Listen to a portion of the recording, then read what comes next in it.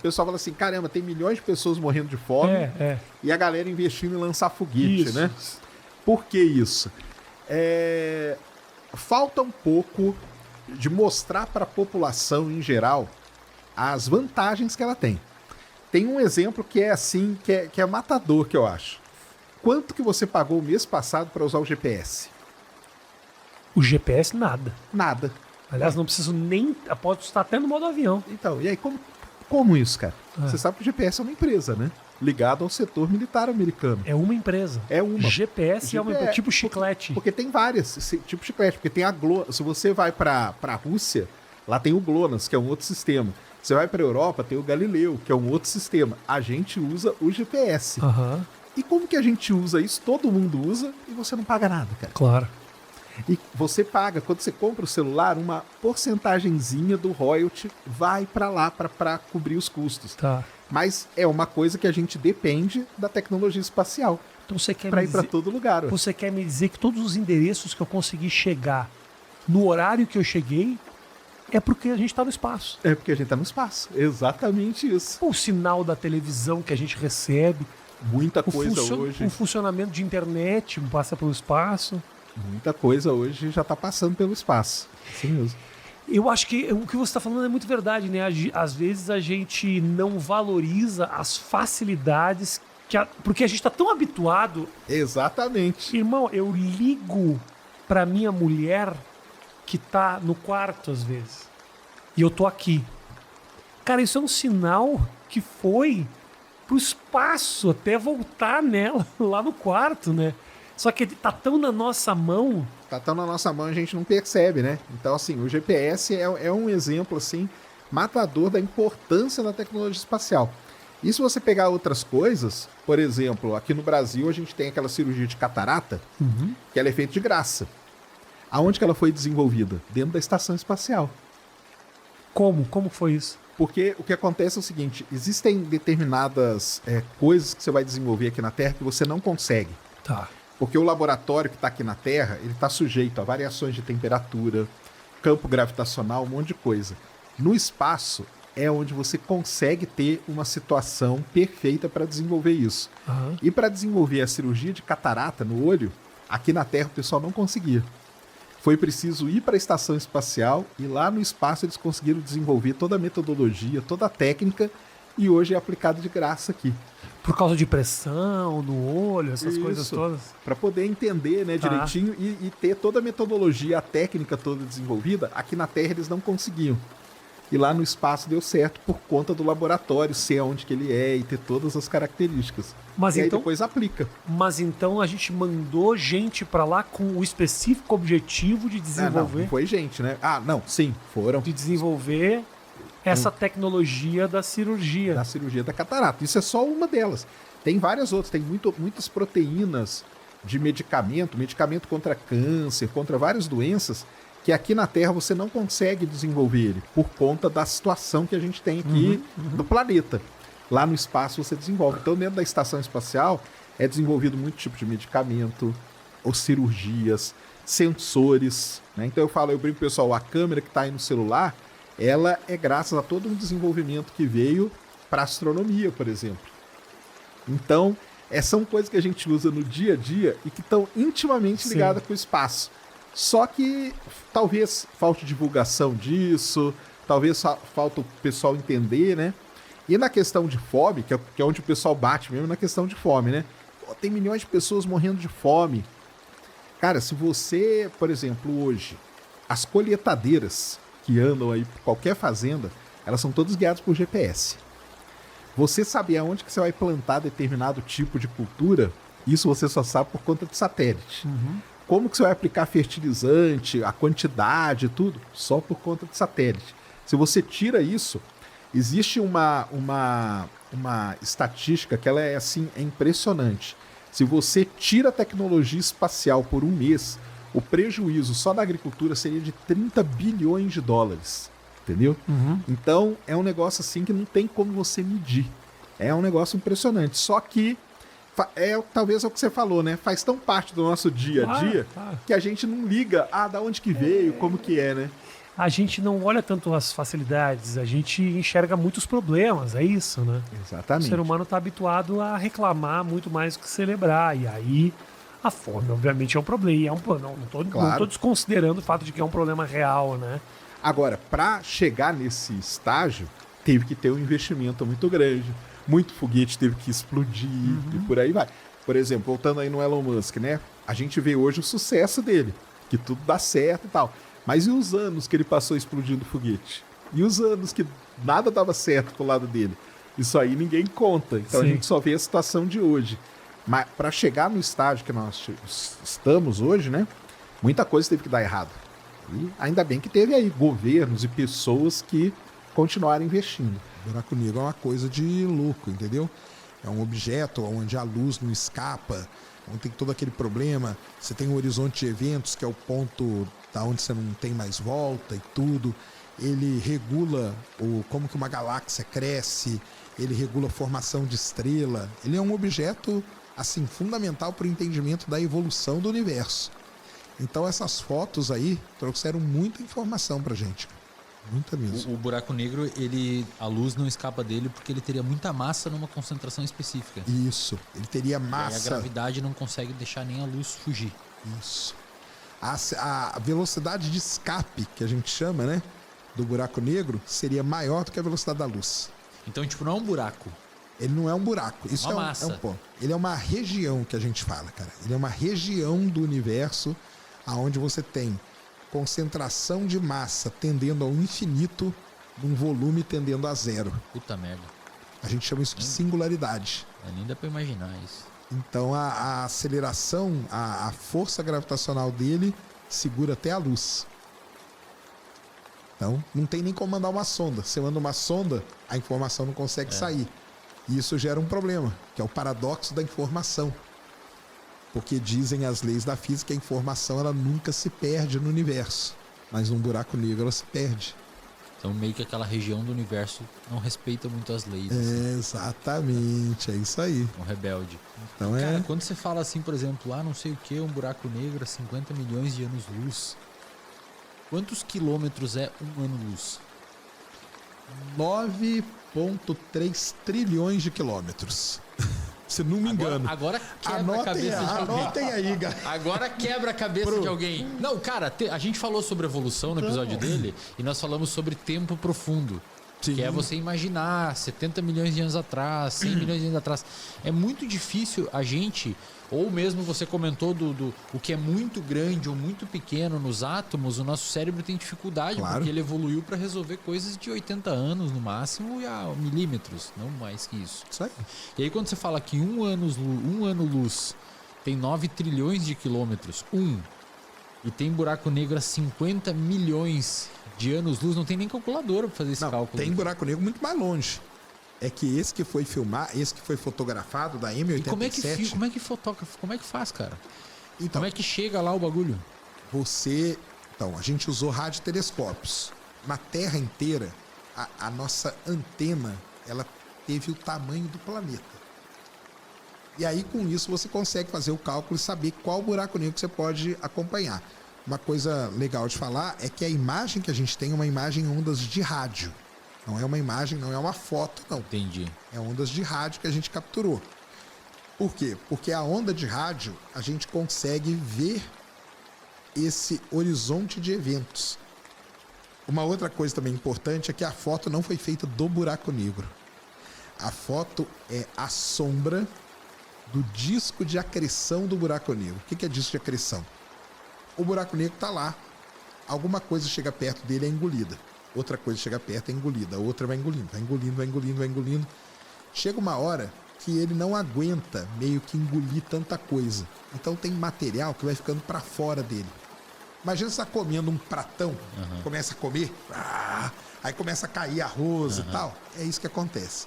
Só que esse material ele começa a girar em torno do buraco negro a altíssima velocidade, fica muito quente e começa a emitir radiação em outros comprimentos de onda.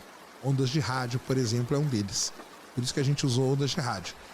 Esse disco de acreção ele é luminoso e ele gera uma sombra que a gente fala. E foi isso que a gente fotografou, na verdade. Aquela região preta, o buraco negro está ali no meio. Mas tudo aquilo é a sombra do disco no buraco negro. É um negócio de louco, né? Aquela parte laranja, assim? É isso aí. Tá. Por isso que tem uma parte que é mais luminosa que a outra, porque aquela matéria está girando. Imagina que você vê uma criança no parque girando naquele brinquedo. Você vai lá e tira uma foto dela.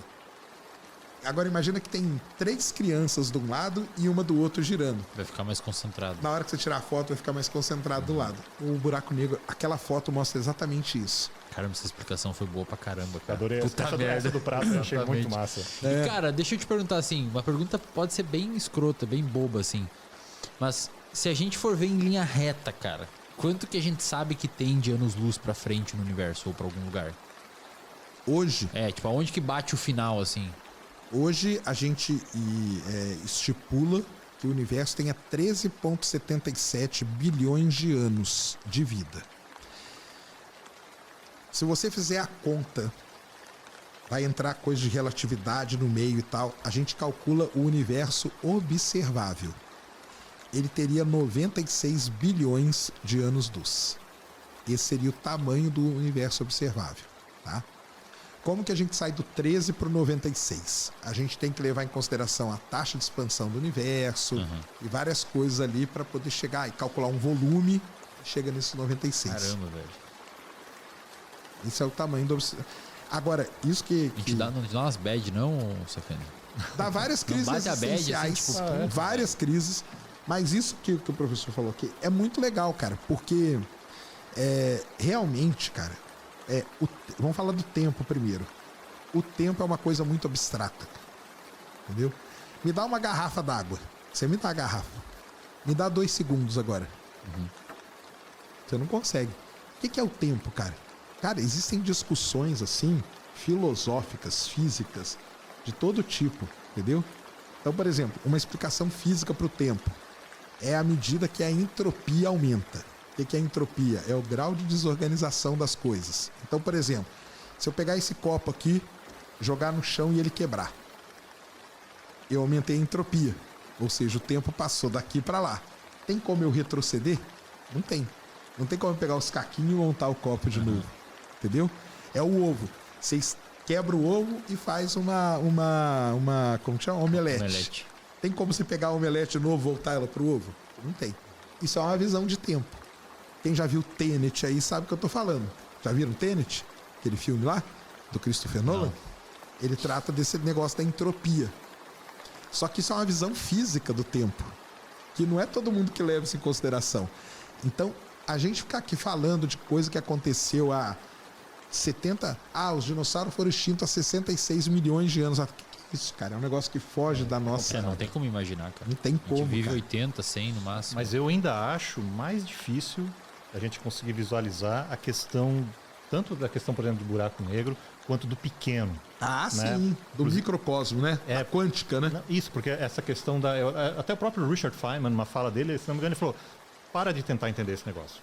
Para de tentar entender. É matemático essa coisa. É isso aí. Porque quando chega nessa questão de probabilidade, teve até umas pessoas que comentaram depois daquele episódio, né, que aquela questão, né, do princípio da incerteza do Heisenberg, né, que você não consegue determinar exatamente onde o elétron está ali no átomo. Isso aí, pra gente que está acostumado em 3 dimensões, é um negócio. Dá um tranque na cabeça, velho. Mas aí é legal que o Richard Feynman falou: para de tentar quebrar tua mente, assim. A natureza é assim. Ela vai até um certo ponto. Dali pra frente é só matemática que vale. É meio frustrante, assim, né? Porque né, a questão, né, do princípio da incerteza de Heisenberg, do gato de Schrödinger, né? Schrödinger, assim. Mas é assim. A natureza é assim, né? E isso tá comprovado matematicamente. Né? Agora, o teu exemplo do prato, do buraco negro, eu achei ótimo. Porque começou a quebrar essa barreira da gente tentar visualizar o que é essa coisa. E o gato de Schrödinger é uma ideia também dessa, de você tentar visualizar essas coisas da quântica, que, cara, pra mim, eu tentei parar pra entender, mas... do mundo, cara. Não dá. Quântica não. Negócio... Que é aquele negócio, né? De um lado você tem a quântica, do outro você tem a relatividade, né? Duas coisas que são... A relatividade cuida de buraco negro, que são as grandes escalas do universo, e a quântica das microescalas do universo, né? Então são duas teorias muito complexas, cara. Eu tava, Foge do senso comum, digamos assim, né? Do nosso dia a dia. Né? eu tava assistindo, acho que você tava lá no Vilela falando alguma coisa lá, cara, e aí você falou o bagulho dos anos-luz, eu fui pesquisar em casa, tava até com a minha namorada. Eu vi, pô, 1 ano-luz é não sei quantos trilhões. Daí eu comecei a pensar quanto que seria alguns mil. Cara, não tem como, velho. Dá um nó na cabeça, você não consegue localizar isso dentro do teu repertório cognitivo. Mas aí tem pior ainda, porque, por exemplo, o buraco negro. Buraco negro, a gente mede ele em massas com relação ao Sol, tá? Então tem buraco negro que tem 10 vezes a massa do Sol, 20 vezes, por aí vai. Esse da M87, a galáxia está a 50 milhões de anos-luz de distância. E o buraco negro dela tem uma massa de 6,5 bilhões de vezes a massa do Sol. É como se pegasse 6,5 bilhões de sóis e espremesse todos eles num ponto de volume tendendo a zero. É a massa Caralho, da que M87. pariu. É doido também, né? É muito louco, cara. E O sacana, professor bugou aqui, ó. eu buguei. Não, Bota na thumb aí o cara que vai fazer o corte, ó. Sacana e buga, professor. Não, me corrija se eu estiver errado, Sacane, mas toda essa questão de buraco negro que hoje a gente fala, né, de maneira até sem entender muito, mas de maneira corriqueira, teve todo assim um questionamento, né, na época que foi proposto assim pela primeira vez. Assim, O próprio Einstein falou que não existia, né, cara? Ele mesmo falou? O Einstein, muita coisa que o Einstein fez, ele duvidava dos resultados que ele chegava, né, cara? Pô, mas é de imaginar também. Eu também duvidaria, né? Tem um negócio aqui que tende a zero a massa, É isso aí. o tamanho, e a massa é do tamanho do Sol. Até onde sabe? ele duvidou, ele acertou em parte, então, né? Então, ele chamou de... O termo buraco negro, ele veio muitos anos depois, né? Ele chamava de estrela negra, porque tudo está relacionado com a vida de uma estrela. Então ele começou a pegar uma estrela que tem massa 1 Sol. Ah, vai morrer desse jeito.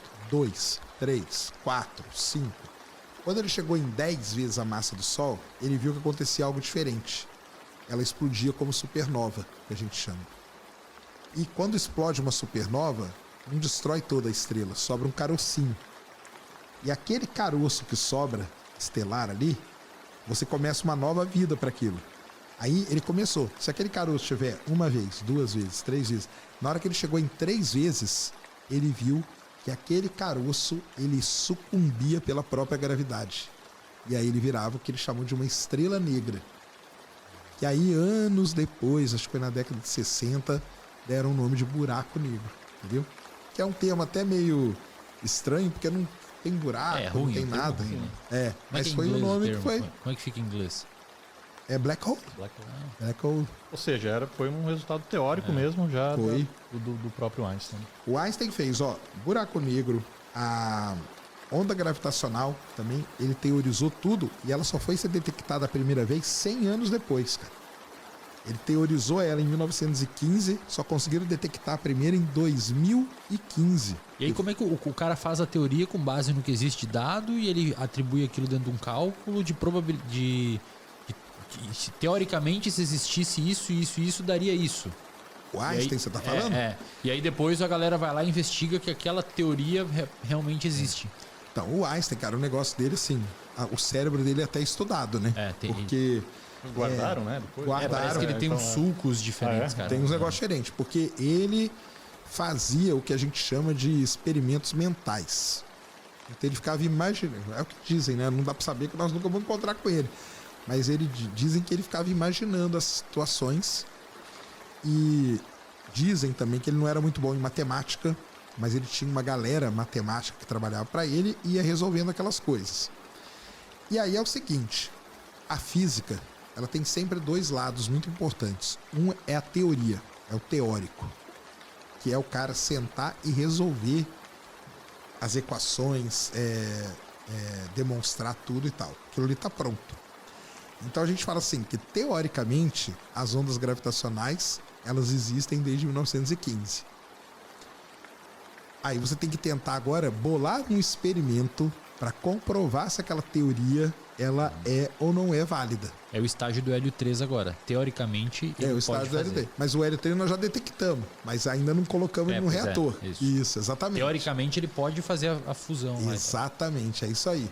Então, o Einstein teve a teoria geral da relatividade dele, que a primeira vez que ele comprovou ela foi em 1919, num eclipse do Sol, porque a teoria da relatividade ela é uma reinterpretação do que seria a gravidade. A gravidade para o Newton é uma força, né? Você solta um negócio aqui, ela atrai. Porque o que está aqui embaixo tem mais massa, o que está aqui tem menos massa e vai ser atraído. O Einstein, ele não gostava muito desse negócio de força, cara. Ele achava um negócio meio mágico, entendeu? Força, cara. Isso aí não existe, entendeu? E aí ele bolou uma reinterpretação da gravidade. Que a gravidade, na verdade, é o seguinte: os objetos que estão no universo, eles deformam o tecido do universo. E quando eles fazem essa deformação, dependendo da massa do objeto, você vai ter uma deformação maior ou menor. Imagina que você tem uma mesa, a mesa aqui nossa está presa um elástico aqui, uma cama elástica. Se eu colocar uma bola de boliche no meio, ela vai afundar. Se eu colocar uma bolinha de gude, afunda também, mas é bem pouquinho. Então isso para ele que era a gravidade. A primeira propriedade disso aí é o seguinte: se a luz ela tá correndo aqui, na hora que ela pega esse buraco que foi feito aqui, essa deformação, a luz é desviada. Então o objeto está aqui, mas na hora que eu vou ver ele, eu acho que ele está aqui, porque sofreu esse desvio. Beleza? Tá, mas peraí, a luz ela tá caminhando teoricamente em cima do pano mesmo. Isso. É por isso que ela desvia. Aí, aqui no meio tem o buraco aqui, que foi criado por uma massa. O Sol, por exemplo. O Sol cria uma deformação no espaço-tempo. Então, se eu olho para uma estrela que está atrás do Sol, eu vejo ela numa posição. Mas, na verdade, ela está em outra, porque a luz dela foi deformada. Entendi. Caralho. Isso, a comprovação disso teve até a participação aqui no Brasil. Exatamente. Né? Então, o Einstein propõe isso em 1915. Em 1919 ia ter um eclipse do Sol, que é o único momento, um eclipse total, que é o único momento em que a gente consegue ver estrelas perto do Sol. Então, é a hora da gente comprovar. O que a gente faz? A gente vai no lugar 6 meses antes, ver onde que está a estrela. No dia do eclipse, ela vai estar, tem que estar no mesmo lugar, certo? Se o Einstein estiver errado. Se ele estiver certo, ela vai ter que estar desviada, porque a luz dela vai passar pelo Sol. Então foi isso que aconteceu. Em 1919 teve o eclipse total do Sol, ele foi visto aqui em Sobral, no Ceará, e numa ilha ali na África. Só que ali o tempo estava ruim. Em Sobral o tempo estava bom. Então eles foram lá e mediram a estrela. Na hora que eles mediram a estrela, ela estava desviada exatamente o quanto previa as equações do Einstein, cara. Puta merda. Isso é muito foda, cara. Isso é muito foda. Isso, ele fez tudo, cara, sem observar nada, pessoal. Ele não viu nada, ele não observou, ele fez tudo da cabeça dele, com os experimentos mentais dele, resolvendo as coisas dele. Mas assim, só pra galera entender, ele não era um esquizofrênico, né? Ele tinha uma base de dados que ele consultava, se alimentava de um determinado dado de outras pessoas, e aí ele teorizava em cima daquilo, fazendo projeções. Aquele momento ali da física, até para o pessoal entender, é um momento muito, vamos dizer assim, prolífico, se é que eu posso dizer, né? Tava tendo muitas ideias, muitas coisas. O átomo, né? Até o lance você pegar a história da bomba atômica, ela começa por ali, o pessoal descobrindo que o átomo, ele tinha próton, nêutron, elétron, tudo. Então, era um momento que a física estava ali borbulhando. Tinha a galera da quântica ali, o próprio Oppenheimer, né? Heisenberg, esses caras todos. E o Einstein estava nessa panela dessa galera aí toda, entendeu? Ele é um gênio, né? Sim, era um gênio. Esses outros caras também eram gênios, né? Oppenheimer, Heisenberg, Born. Cara, era um momento... Era uma patota legalzinha. Era uma patota ali, né? muito foda, cara. O Maxwell, né? Que fez Maxwell as também. equações. Todos esses caras aí eram muito foda. Dizem que se não fosse o Einstein, ia ser qualquer um desses outros, entendeu?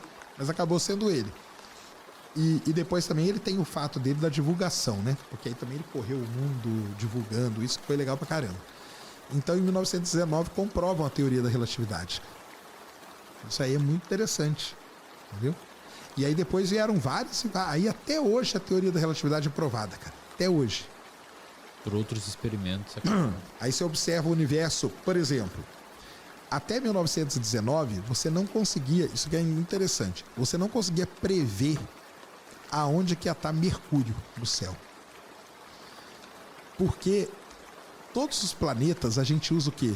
A gravitação de Newton, que é o que a gente vive num sistema newtoniano, certo? Quando você usa a equação de Newton para prever a órbita de Mercúrio e tentar apontar, Mercúrio vai estar ali, vou apontar meu telescópio para lá, ele não está onde você previu. Por conta que não leva em consideração a deformação. Porque Mercúrio está muito perto do Sol. E ele sofre efeitos relativísticos. Quando Einstein desenvolve as equações. E aí, olha que legal. Sabe o que o pessoal pensava? Que tinha um outro planeta entre o Sol e Mercúrio, que chamava Vulcano.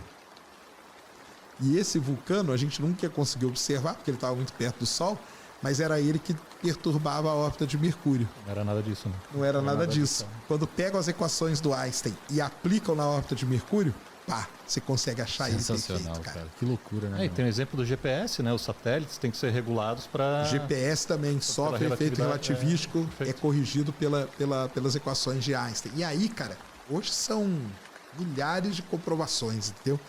Então, por que é uma teoria que ficou tão famosa? Ela é muito robusta e ela é muito verificada em ambientes muito diferentes. Então você vê ela desde satélites GPS que estão aqui perto da Terra até pulsares que estão a bilhões de anos-luz de distância. Ela funciona igual, cara. Então isso é impressionante dela, sabe? Legal. E sacane, é uma coisa... Posso fazer uma pergunta? Uma coisa que buga um pouquinho a minha mente, essa questão dos campos de Higgs, do bóson de Higgs, né? Que é uma coisa muito maluca, né? Que a gente tem todos esses campos, assim. Eu não sei, tens alguma... Eu gostei muito da explicação do prato pro buraco negro. Cara, é um bóson. Tens uma explicação, assim, didática pro nosso bóson de Higgs e desses campos? Porque tem a ver do que é matéria e não é matéria ali, né? Uma coisa assim, é incrível isso, né? Não sei... Pra quem não sabe, né, existe um negócio que a gente chama... Aí agora vamos falar... Nós falamos do que é grande, né? Agora vamos falar do que é bem pequeno. Existe um negócio que chama modelo padrão. O modelo padrão da física dizem que é a melhor teoria física já feita até hoje. Ela descreve como que é um átomo em todas as suas escalas e tal. Então a gente pensava que o átomo era próton, nêutron e elétron. Depois nós descobrimos que não, cara. Ele tem muito mais coisas. Tem quark, tem tal, tem bósons. São partículas fundamentais da natureza, entendeu? Então cada partícula dessa é responsável por uma coisinha e tal. O bóson de Higgs e essas partículas, o que acontece? Quando uma partícula começa a girar em torno do núcleo atômico, esse negócio gera uma corrente, que a gente chama corrente elétrica. E a corrente acaba gerando o quê? Um campo. Por isso que as partículas geram campos, que a gente fala. O bóson de Higgs ele ficou muito famoso, cara, por conta de um erro, você sabe, né? Não? Um erro de tradução. Não sabia, não. Muita gente fala que é a partícula de Deus.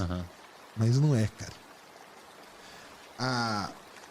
A gente tinha descoberto todas as partículas que o modelo padrão previa. Só não tinha descoberto o bóson de Higgs. E aí escreveram um livro nos Estados Unidos que a tradução dele é a partícula maldita.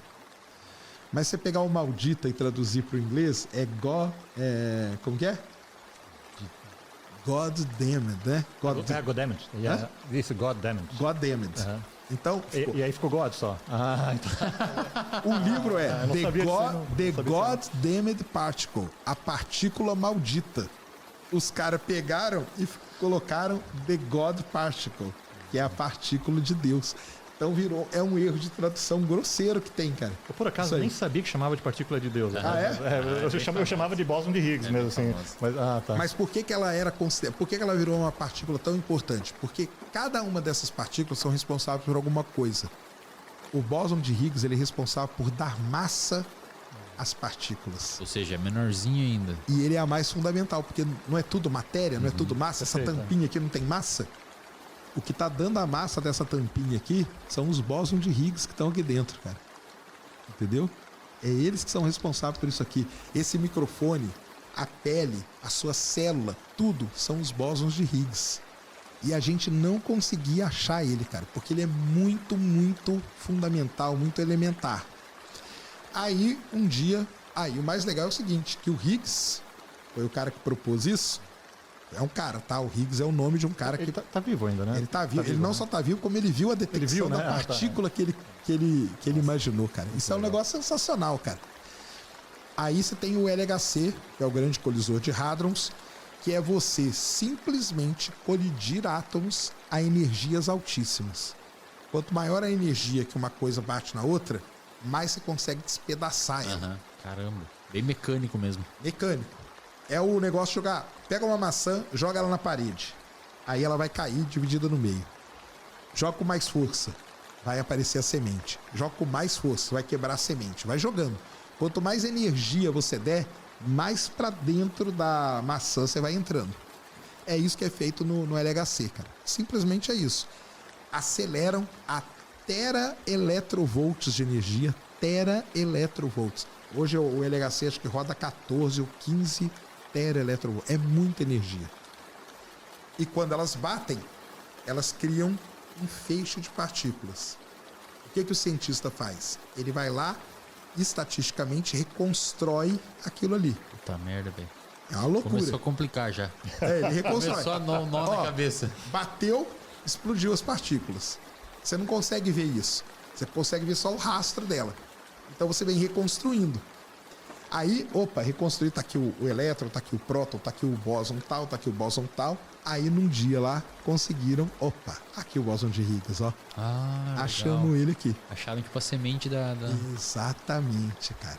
E o Higgs estava presente, cara, no dia que descobriram. Ele foi o cara que teorizou. Ele foi o cara que Como o teorizou Einstein fez, né? a existência, cara. Isso é a mesma coisa. O Einstein, em 1919, viu a teoria dele ser comprovada também. Então tem momentos assim na história da ciência que são sensacionais, né? Então seria correto dizer que ele é uma partícula que dá massa, digamos assim. Isso. Que dá Ele massa. é a partícula que dá responsável por dar massa Perfeito. às demais, entendeu? Então, as placas tectônicas, você tem várias interações entre elas. Tá. Então, vamos pegar aqui, no meio do Oceano Atlântico, tá, uma placa está se separando da outra. E o que tem no meio? Aí no meio tem a dorsal mesoatlântica. É um buraco? Um vão. Um vão, Tá. exatamente. O Felipe Raime até teve lá agora, na Islândia, e ele foi em cima da dorsal. Porque a Islândia, cara, é um país sensacional. Por quê? A dorsal mesoatlântica, ela passa no meio da Islândia. E você vê algum Você vê, O você que vê. você vê? Você entra, você vê o vão. Ele acha alguma foto pra mostrar? isso? Acha? Coloca O que, aí. que ele coloca? É. Mesoatlântica e Islândia, né? É. Porque Tá. ela cruza o meio da Islândia. E lá tem um lugar que você vê o buraco. Nossa. E ela tá separando, se não me engano, é 3 centímetros por ano. Entendeu? Uma coisa assim. Então, são duas placas. Aqui do lado é a placa sul-americana e a placa africana. Então, a gente chama de divergente. Tá. Cada um indo pro lado. Aqui no meio tem um monte de fumarola, que é fonte hidrotermal. Pequenos vulcõezinhos que aparecem aqui no meio. A gente tem o que acontece no Chile, que é uma placa entrando embaixo da outra. Que a gente chama de subducção. Faz assim e a outra É. sobe? Uma placa vem aqui, ela entra embaixo da outra, subiu, formou os Andes. Tá. E ela continua entrando aqui. Então aqui nós temos uma placa sul-americana. Mas os Andes continuam crescendo ainda ou não? Acho que crescem muito pouquinho, né? Tá. Mas ela entrou aqui. Você tem a placa sul-americana aqui e a placa de Nazca. Chama até placa de Nazca, que está entrando aqui de baixo. Quando essa placa vai entrando, isso aqui é rocha pura. A rocha vai derretendo. Quando essa rocha derrete aqui, acontece terremoto aonde? No Acre, cara. Por quê? Você já ouviu falar do terremoto no É. Acre? Sim. Por quê? Se você pegar o Acre e descer uma linha retinha aqui dele, olhando de lado, Sei. é bem o ponto aonde a placa derrete. É bem o ponto. Olha lá, a fenda lá no meio, ó. Nossa. Você mergulha lá. É isso aí. doido. Eu não sei se o Jaime mergulhou, mas você vai e você vê. Aí a dorsal mesoatlântica passando no meio da Islândia, o cara tá mergulhando no meio da abertura dela. E há um tempo atrás tava junto. Tava junto. Isso aí. Ela tá se separando. Se você Daqui um colocar ano, 3 uma. centímetros. Se você colocar uma fita ali amarrando os dois lados e voltar daqui o ano que vem, vai estar arrebentado. Porque ela separou, entendeu? Isso é Então, isso aí. preocupante? Não, isso aí é a terra, cara. É normal. Isso aí é a terra, normal, cara. Normal, entendeu? E Você consegue calcular ou esse movimento Você consegue calcular tudo direitinho, você consegue prever como vai ser a Terra daqui a 200 milhões de anos, 100 milhões de anos e tudo. E aquele lá na Califórnia que falam que vai ter o Big One, que Lá- passa lá?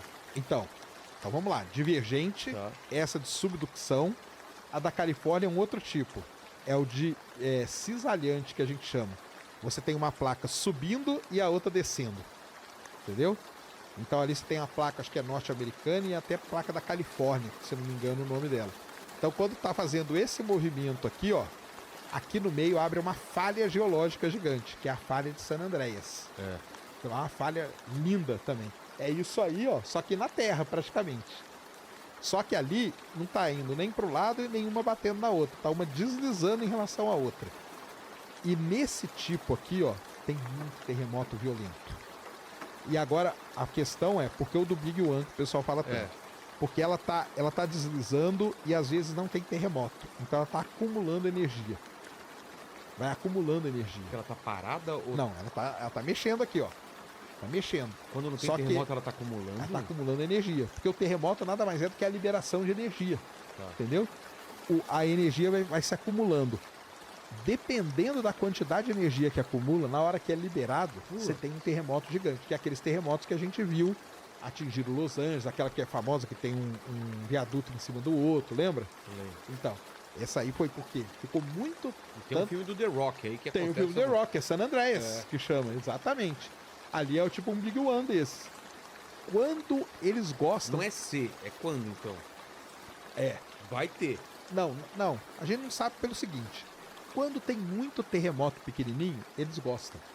Porque a energia está sendo liberada de alguma maneira. Entendi. Quando para um tempo sem ter terremoto, começa a ficar preocupante. Porque a energia está acumulando e ela vai ser liberada. Vai ser liberada. E aí pode dar um terremoto muito grande ali naquela região. Não só ali. Na Síria foi assim. Na Síria, né, que teve agora. No Marrocos foi assim também. Lembra-se do Marrocos que teve agora há pouco tempo também. Então são placas que deslizam uma na outra. Então tem a divergente, tem a que mergulha, subdução, tem a que desliza e tem a convergente, que é o que aconteceu com os Himalaias. É uma placa que veio aqui de baixo, bateu na placa da Índia, bateu na placa... Aquela placa ali, a falha de San Andreas, ó. A placa de San Andreas. Você vai lá, você anda na falha geológica. Entendeu? Você anda na falha. Uma grande cicatriz, né? É, uma grande cicatriz. E essa convergente é essa que choca, e nesse choque criou os Himalaias, entendeu? É a placa da Eurásia ali, Eurásia com a placa indiana. Então é isso que acontece com a Terra hoje. E aí você tem pedacinhos de placa, plaquinhas menores e tudo mais. Vulcão ativo acontece Aonde quando? que entra um vulcão nessa história O toda? Himalaia já foi vulcão ou não? Não, ali não. O vulcão, ele normalmente acontece em regiões onde você tem encontro de placa tectônica, tá? Por quê? Porque aquela região ali, ela fica perturbada, entendeu? O manto dela, porque você está jogando rocha lá dentro o tempo todo e a rocha está derretendo. Aquilo ali acumula, aumenta muito a pressão e aquela pressão tenta sair por algum lugar, que são os vulcões, entendeu? Então, normalmente, em encontros de placa, a gente tem muito vulcão. Chile tem vulcão pra caramba. Nicarágua, México tem vulcão. Muito vulcão. Estados Unidos Também? tem vulcão. Monte Santa Helena, Yellowstone, ali tem Yellowstone. vulcões pra caramba. Europa, porque a Europa é uma confusão de placa tectônica, uma para um lado, uma entrando embaixo da outra e tudo. Então, Itália tem muito vulcão, né? Indonésia, Filipinas, tem os mais perigosos do mundo, talvez são lá. O vulcão Toba, lá tem um vulcão que chama Toba. É mesmo? O pessoal da Terra. Toba é de lá, o Krakatoa é de lá. Krakatoa foi o Krakatoa foi absurdo, aquele né? que é a gente fala que é o som mais alto já ouvido na Terra, né? É o quadro Grito, né? Sabe aquele quadro Sei. Grito? Fala que é em relação à erupção Ah, é? do Krakatoa. Por isso que o céu no fundo é vermelho. Onde ele entrou em erupção? Onde é o Krakatoa? Lá na Indonésia, E foi, Filipinas. Foi escutado na Europa? Foi escutado na Europa, dizem o som. Então fizeram aquele quadro lá do grito, tanto que se você olhar o céu é avermelhado, por conta do som. Então, existem regiões no planeta Terra que tem muito vulcão por conta toda essa complexidade de placa tectônica. Tem vulcões que não aparecem em junções de placa. Por exemplo, o Havaí. O Havaí não tem placa tectônica, está no meião ali, o Havaí. Mas o Havaí é só vulcão. Então, como que você explica? Então, existem vulcões que a gente chama de hotspot. O manto da Terra, ele não é aquela coisa bonita igual a gente desenha no livro. Ele é cheio de heterogeneidade, todo bagunçado. Tem lugares que você tem uma maior acumulação de magma ali. E isso vira o que a gente chama de hotspot. E esse hotspot, ele termina num vulcão, que é exatamente o que acontece no Havaí. Por que o Havaí tem tanto vulcão assim? Porque ele está em cima de uma placa e aqui embaixo está o hotspot. A placa foi andando, então eu estava aqui, fez um vulcão. Ela andou um pouquinho, saiu outro vulcão. Andou mais um pouquinho, saiu outro vulcão. Entendeu? Então você tem esses tipos aí. Vulcão de hotspot, que é no meio de placa e tal. Ou vulcão que normalmente são nas zonas em Toda placas ilha tectônicas. é feita a e partir de lava de vulcão ou não? Uma boa erupção- parte das ilhas, boa parte das ilhas são feitas assim. uma erupção no meio do mar, tanta quantidade de Foi coisa. acumulando tudo e aquilo lá foi resfriando aquela rocha e virou um basaltão que a gente chama, que é a rocha que é depois, né, a rocha vulcânica, e aí formou uma ilha. Então você vê ilhas crescendo ali, Krakatoa mesmo. É. Krakatoa era uma ilha, foi destruída, agora está formando outra já. De tão ativo que é aquela região, entendeu? E Vesúvio, como foi? Vesúvio é na Itália, Itália. que é uma região onde tem muito vulcão complicadíssimo, entendeu? O Stromboli, lá é um famosíssimo. O Etna, O Etna. Etna, que é famoso, o Etna, fica lá, cara, fumegando. É? O Etna é ativo. O Etna é ativo. E lá na Itália tem um chamado Campi Flegrei, que é um super vulcão. E esse é o que a gente está morrendo de medo dele entrar em erupção agora. Se você quê? pegar ali perto da Itália, Onde é? Que região? na Itália, ali no sul da Itália. No sul? No sul da Itália. Isso aí. O sul da Itália é muito complicado ali, cara. Aquela região ali, ele é bem. Ele tem várias plaquinhas. Pompeia é ao tectônicas. sul também, eu fui lá, que era onde teve o Vesúvio. O Etna Isso. onde é? Também é ao sul? O Etna também é ao sul ali. Isso aí. É tudo daquela Tudo na região ali. E esse por que é um super vulcão? Então, como que a gente classifica um super vulcão, né? Normalmente é por conta do tamanho dele. Ele é muito maior do que um vulcão tradicional, entendeu? E esse Campi Flegrei, o que está acontecendo ali? Está tendo muito terremoto pequeno. E aí é que entra um negócio muito legal. Embora terremotos a gente não consiga prever, eu não consigo prever um terremoto. Não dá. Não dá? Esse é o grande drama da minha área de estudo. Eu tive não. na Cidade do México, quando teve aquele último grande, eu tava lá. Então, mas não conseguem. Não avisaram. Não avisam, porque não conseguem prever. Terremoto é muito complicado porque tem uma dinâmica muito complicada. Mas não tem um. Quando ele começa pequenininho, já dá pra avisar? Ou já é rápido de quando tem o primeiro sinal por Mas pode ser que ele não seja grande, que ele fique só nos Ah, pequenininhos, tá. entendeu? Entendi. Então, assim, hoje tem muita gente tentando bolar uma maneira, talvez com inteligência artificial. Para mim, vai ser o grande tchan da inteligência artificial se ela conseguir prever terremoto. Tá. Porém, vulcão a gente consegue prever. Por quê? Porque começa a ter muito terremoto. Porque é o seguinte, a região onde tem o vulcão, aí embaixo tem a tal da pluma, lá que seu amigo perguntou. Que ele falou pra perguntar pra Isso você. aí. Aquela pluma ali magmática que a gente chama é lava se movimentando. E essa lava se movimentando embaixo da Terra, o resultado são pequenos terremotos. Só que são muitos. Por exemplo, 300 terremotos num dia. O quê? Só que são terremotos pequenininhos, de 3, de Tá. 2, a gente não sente. Mas Só os equipamentos que registram. Então, quando começa a ter um enxame de terremotos, que a gente chama, você pode ter certeza que vai ter uma erupção vulcânica. É certeza. E não tem como evitar jogar alguma coisa lá dentro. Não tem. Colocar Não uma tem. rolha. Não tem. O pessoal fala. Põe uma Coloca rolha, uma rolha, joga um sim. foguete. O pessoal fala assim, joga um foguete ali, que aí o foguete vai entrar. Não vai, não tem como. Não tem como, cara. Tem que evacuar a cidade próxima. A gente teve um exemplo agora, em 2021, quando La Palma, ali tem um vulcão, Cumbre Onde fica? Vieja, é o nome do vulcão. Onde ela fala? La Palma. La Palma são as ilhazinhas que ficam ali no Oceano Atlântico, ali, pertinho da Europa, ali, sabe? Tenerife, La Sei, Palma sei, e tal. Em La Palma tem um grande vulcão chamado Cumbre Vieja. Começou a ter muito terremoto. Eles tiraram todo mundo da ilha. O vulcão entrou em erupção. Ninguém morreu. Nenhum morto. Nenhum. E esse da Itália, será que vão ter que fazer Esse isso? da Itália, cara, o pessoal tá muito preocupado. Tá sendo muito bem monitorado, porque pode ser que ele entre em erupção, sim. E pode ser que a erupção dele seja muito grande, porque ele é considerado um supervulcão. A câmara magmática, que é essa pluma magmática que tem embaixo, a gente consegue mapear ela. Que é a quantidade de lava que vai De ser lava expelida. que potencialmente pode ser expelida. E a desse vulcão é gigantesca. A do Yellowstone é gigantesca. Isso que caracteriza um supervulcão, entendeu? A quantidade de magma que tem ali que pode... E o que acontece? Ele joga uma parte pro alto, que vai longe, e uma parte escorre pelas encostas. Como que é o funcionamento? Aí de uma depende. erupção? Então aí depende. Porque a gente tem vulcões que são vulcões explosivos, que são esses que explodem.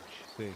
E aí sai pedaço. Krakatoa foi assim? Krakatoa é desse tipo, o Vesúvio foi desse jeito, entendeu? Por isso que o Vesúvio, muita gente morreu por conta das cinzas, mas muita gente morreu por conta dos incêndios, porque ele jogava verdadeiras bombas de rocha incandescente. E aquilo ali caía num lugar, pegava fogo em tudo. Esses são os explosivos, tá? E existem os vulcões efusivos, os da Islândia, por exemplo. Na Islândia, esse não explode, esse fica derramando lava só. Então tem a foto famosa É o aí menos depois. perigoso.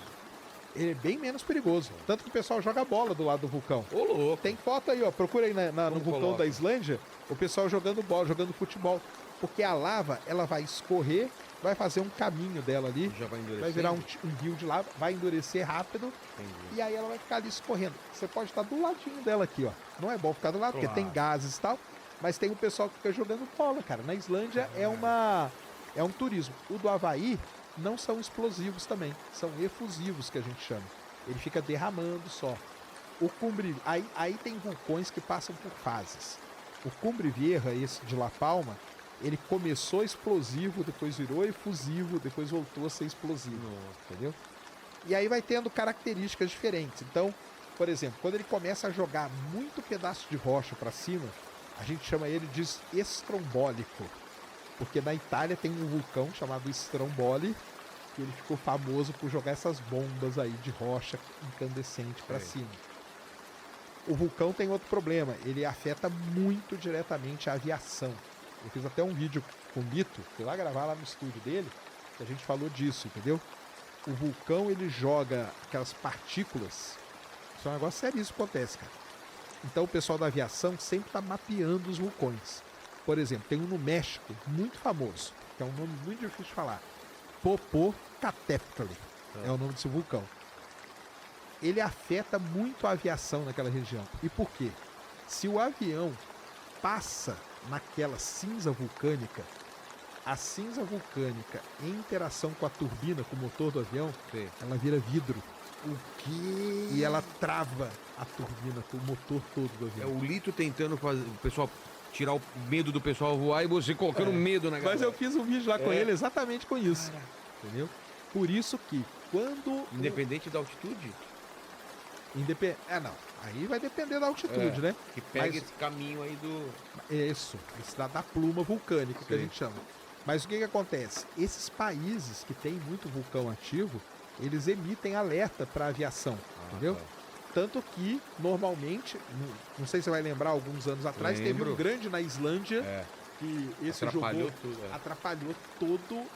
Esse da Itália que eu falei para você, o Campi Flegrei, que é um super vulcão, se ele entrar em erupção, o pessoal está prevendo um caos aéreo na Europa. Para tudo.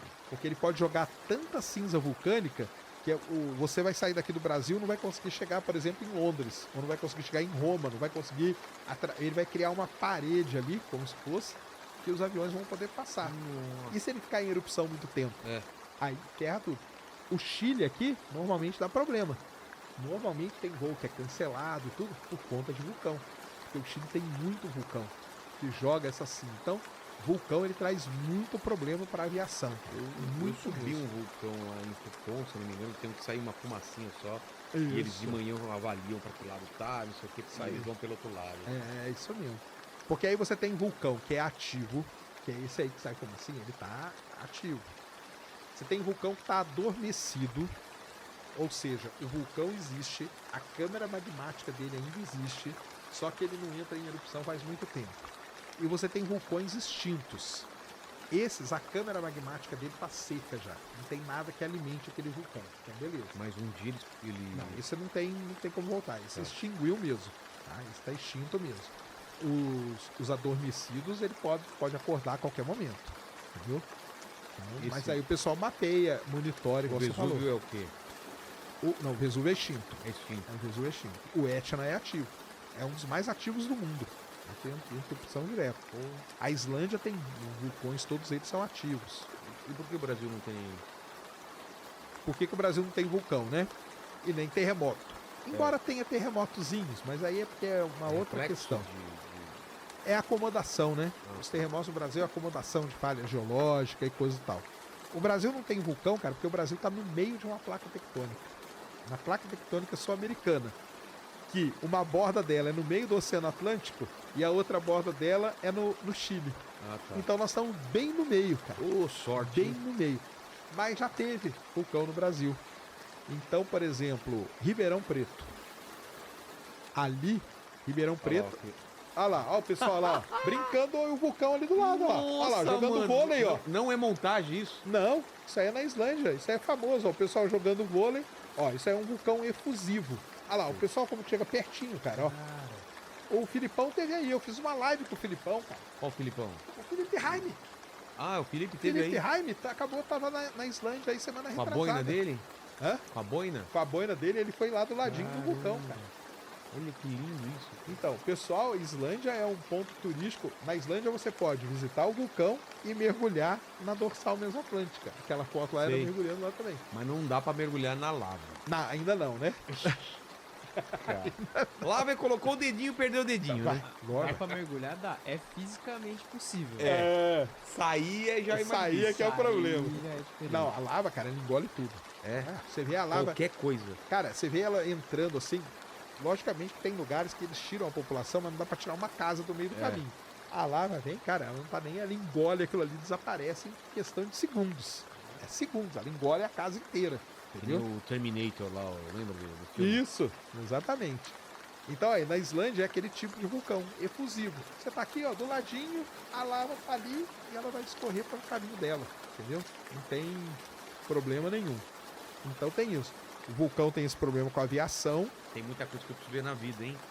Vulcão, esse negócio aí na Islândia, Aurora Boreal. Eclipse. Eclipse eu já vi, mas Já quero ver viu, de né? novo, é. Então, tem que Quero ver se eu vi. anular aí. É. Então tem tudo isso. E aí, vem, por que é importante vulcão para um planeta? Você tá falando de Ribeirão Preto o quê? Ah, eu tava falando de Ribeirão, É. né? Ribeirão, cara, ele fica em cima de um super vulcão extinto. Nossa. É. Lá no passado, há milhões de anos atrás, tinha um vulcão. Dá pra saber pela... Dá pra saber, tem todo mapeado, a caldeira, só que tá tudo lá subterrâneo já, né? Lógico. Mas Ribeirão é. Aí o pessoal fala assim, e Caldas Novas é vulcão? É. Entendeu? Porque aí começa. O pessoal vai começar a ver, e Caldas Novas é vulcão? Cara, a melhor ideia é que não seja um vulcão. Mas tem a cratera lá, a foto e tal. Então, o pessoal fala aqui. Mas provavelmente não é vulcão, não. Provavelmente no Brasil, cara, é muito difícil por quê? A Terra é um planeta vivo, a Terra vai se alterando com o passar do tempo e essas características vão desaparecendo. Então, daqui a pouco o pessoal no chat vai começar, e aqui em Santa Catarina, tem uma cidade lá que o pessoal fala que é vulcão. E aqui não sei aonde, o pessoal fala que é vulcão também. E as águas de, sei lá, Lindóia, e as águas de... onde ali em Minas, ali que tem água quente, esqueci a cidade. Não, porque aqui é um vulcão, a água vem direto do vulcão e tal. Tem água quente, o pessoal acha que Acho que é vulcão. Meu chuveiro, então, é vulcão. Mas não, pode ser uma fonte hidrotermal, entendeu? Uma fonte hidrotermal. Lá no Atacama também tem umas águas quentes lá também. No Atacama. Isso, exatamente. Então, assim, no Brasil nós não temos vulcão nenhum, nem ativo, nem nada. Então podem ficar tranquilos, porque nós estamos no meião de uma placa tectônica bem antiga. Não tem nem aqueles hotspots, nada disso. Estabilizado. Tá estabilizado, tranquilíssimo. Mas você estava começando a falar importante. por que, que o vulcão é importante para o planeta. Entendeu? Então vamos lá. Tem, vamos dizer assim, hipóteses muito fortes, tá? De que os blocos fundamentais da vida, que é o RNA é o que vai formar depois o DNA e tudo mais, vai formar célula e assim por diante. Já foi encontrado pedaços de RNA em vidro vulcânico. Por que isso acontece? O vulcão, ele é um ambiente extremo pra caramba, tá? Você tem ali uma mistura de muitos gases diferentes, muitos elementos químicos. É um lugar enriquecido de muita coisa. E pode ser que isso tudo aconteceu uma reação química ali que começou a gerar esses pedacinhos de RNA. Isso aí tem um pessoal que estuda isso seriamente. A vida na Terra muito provavelmente surgiu aonde? Em vulcões submarinos, que são as fumarolas, que são as fontezinhas ali. Por quê?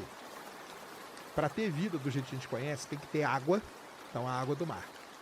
Tem que ter sais minerais. O vulcão, ele traz os sais todos aqui, ó, do interior da Terra, entendeu? E a energia, que é o calor ali do vulcão, entendeu? Com essas três coisas fundamentais, tendo os elementos certos, você consegue ter vida. Então, existe uma hipótese muito grande de que a vida possa ter começado nessas fumarolas aí, que são esses pequenos vulcões, entendeu? Então, aí veio Adão e Eva. E aí 6.000 anos. Tem uma linha forte que acredita nisso. Essas fumarolas, elas têm até hoje. Claro, tem. Você mergulha lá na dorsal mesoatlântica, você vê. Você vê as fumarolas lá, entendeu? E você vê ali, o pessoal consegue medir hoje e ver os sais minerais que tem. Aliás, isso foi uma grande revolução sobre a ideia do início da vida. Antes dessa ideia, a gente pensava que a vida tinha começado como? Você tinha na Terra primitiva, tá, pessoal? Você tinha pocinhas de água que acumularam água. Ali você tinha os elementos, só que você precisava de energia. Qual foi a energia primária para começar a vida? Foram raios. Então o raio bateu naquela pocinha e a vida começou. Teve o famoso experimento do... Como ele chama, cara? Michelson. Eles reproduziram isso em laboratório, entendeu? Eles colocaram água, os elementos e deram uma descarga elétrica. E viram que começou a formar aminoácidos e tal. Isso aí durou por um bom tempo, até o pessoal descobrir as fumarolas. E aí, quando descobriram, eles viram a complexidade de vida que poderia acontecer e várias outras coisas. Então, hoje, talvez a ideia mais vigente é que a vida começou nesses pequenos vulcões que a gente tem ali. Porque o vulcão, ele tem isso, então. Ele traz coisa de material de dentro da Terra, material enriquecido, entendeu? Minerais, sais minerais e tudo que você precisa para o planeta. Isso, todo mundo conhece o ciclo da água, né? Você estuda na escola, quinta série, já chove, a água acumula, evapora, forma nuvem, ciclo da água. O vulcão tem um ciclo que talvez seja mais importante que o da água pra gente. O ciclo do carbono. O que é? E mesma coisa, ele traz o carbono lá de dentro da Terra, entra em erupção, joga aquilo ali para cima. Boa parte daquele carbono vai se acumular em algum lugar que vai poder se combinar com outros elementos e aí dá a chance da vida existir. Então o ciclo do carbono, ele é muito importante e quem guia ele são os vulcões. Do diamante ao ser humano.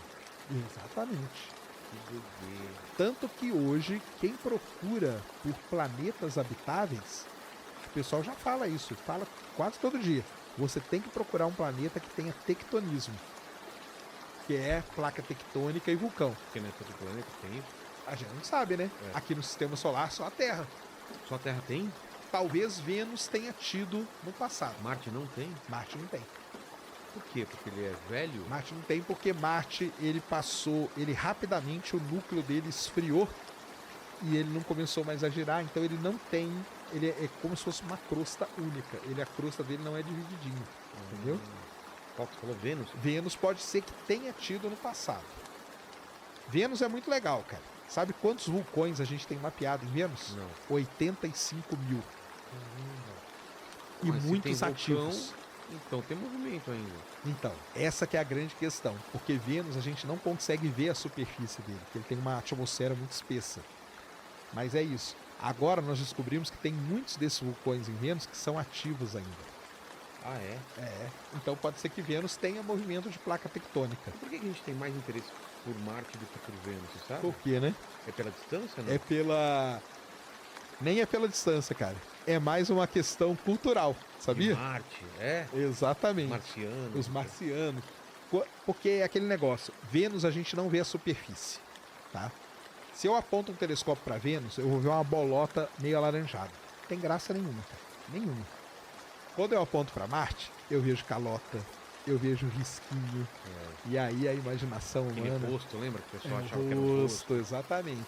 E foi essa ideia de ter canais, de ter coisa que levou para a linha de Marte ter vida.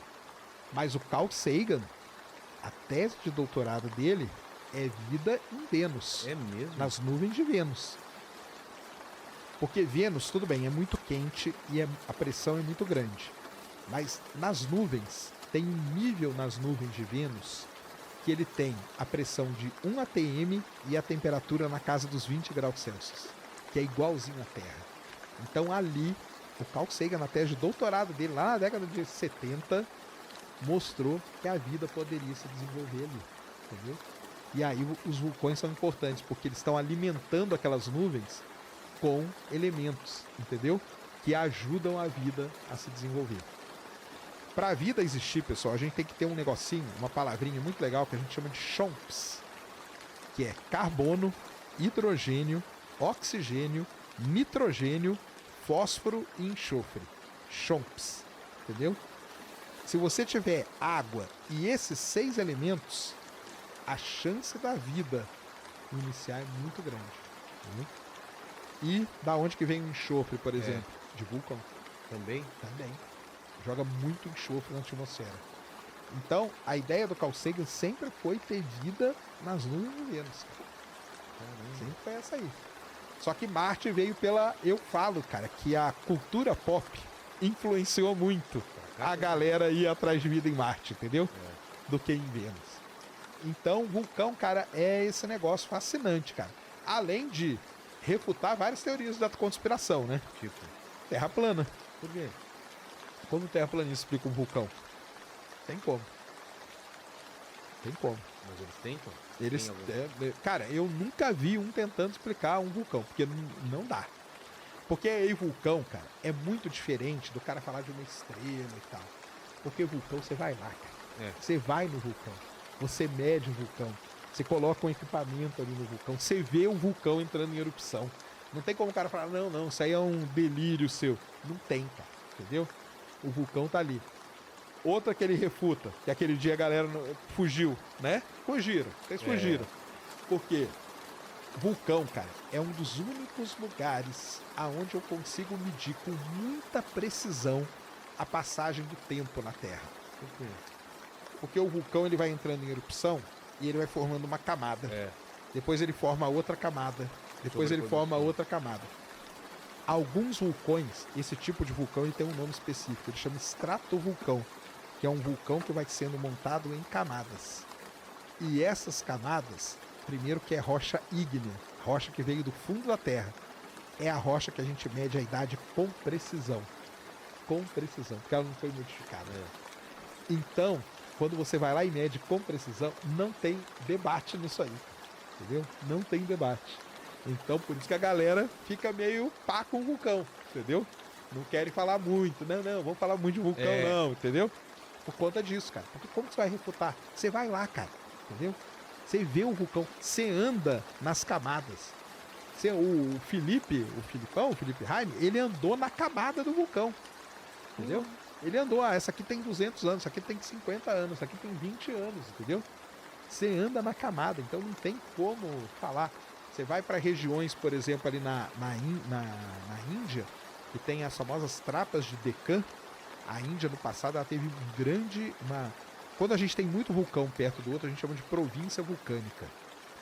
Ali teve muito vulcão que entrou em erupção ao mesmo tempo.